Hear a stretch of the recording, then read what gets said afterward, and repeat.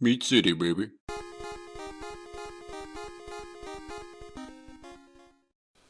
Hello and welcome back to Meat City Gaming. JD here with another Star Wars Galaxy of Heroes video, and today we're covering Tier 3 or Phase 3 of the Tier 6 new Sith Triumvirate raid.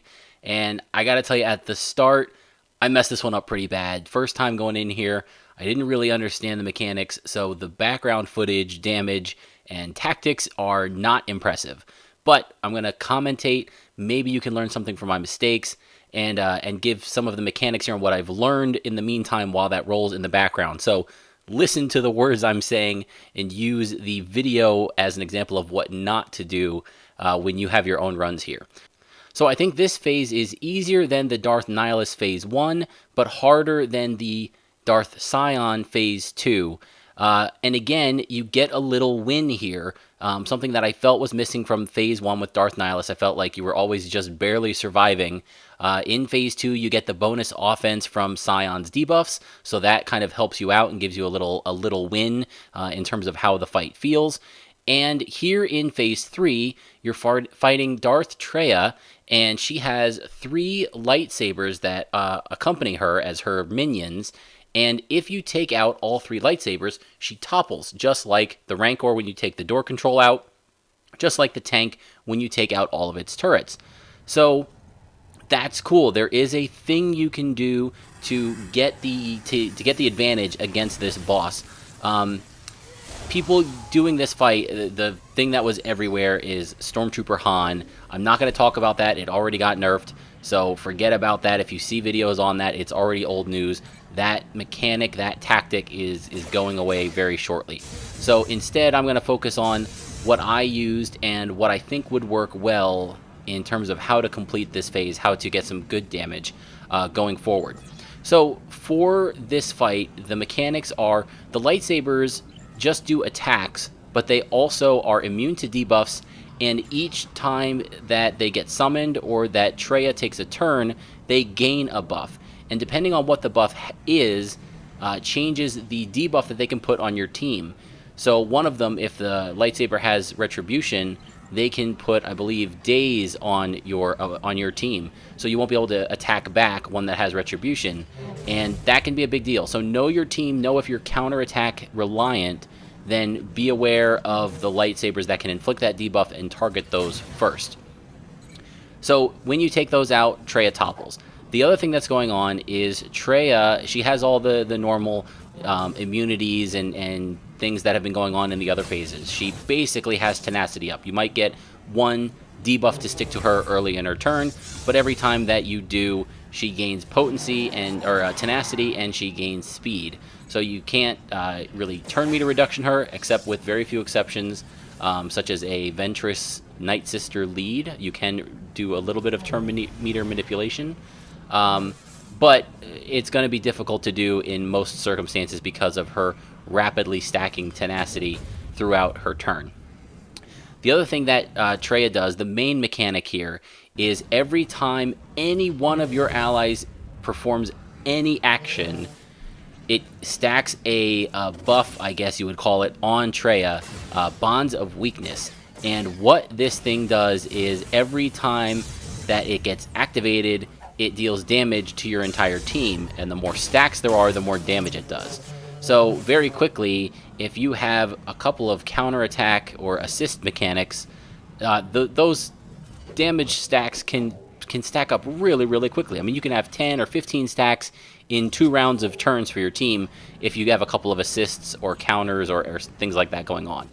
So thankfully, there is a mechanic that can manage that, and it's the buff for this event, and it's called Stand Alone. Basically, you activate Stand Alone, and it's activated with one character. They can only activate it once throughout the entire fight, and when they activate it, they basically stand on their own, alone, against Traya for a short time. And all your other characters are what they call suppressed. Basically, they don't act, they don't participate. It's your character standing out there. They take all the turns, they take all the damage, and all of your suppressed characters donate a portion of their stats to the character that's standing alone.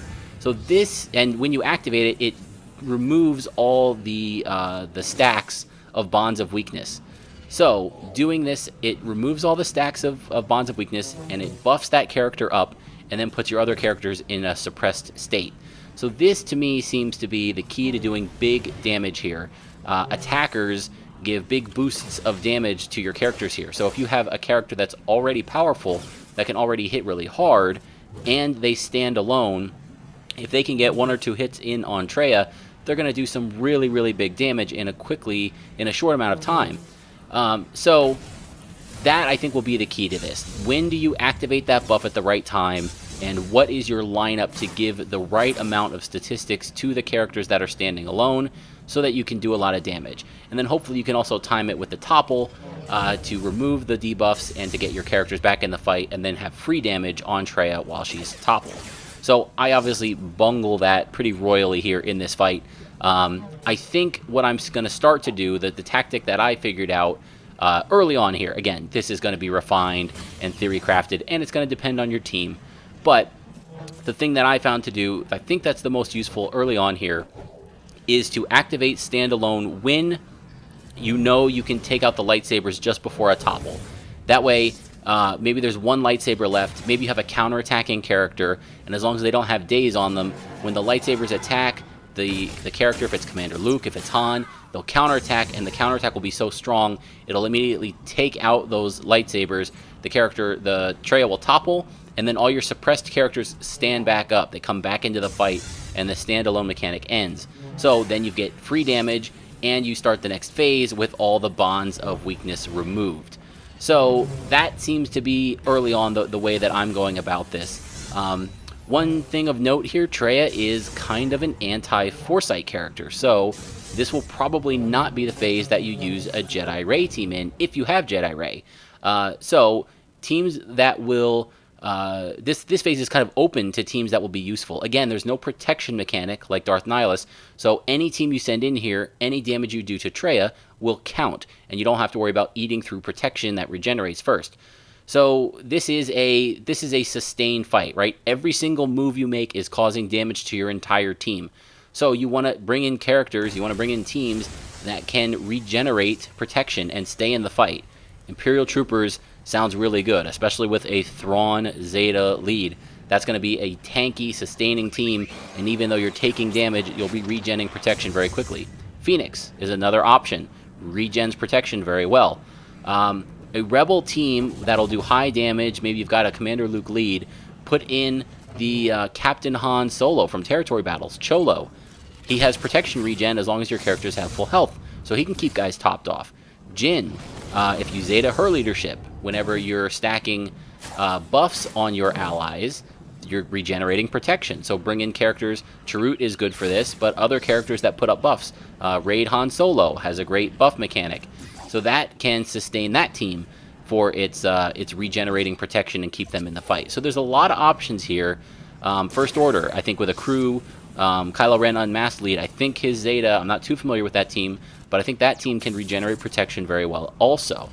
So lots of options here. Again, I think that's great. I think having multiple options for teams that can do something, that can participate, is a good mechanic. So I like the way that this one worked out.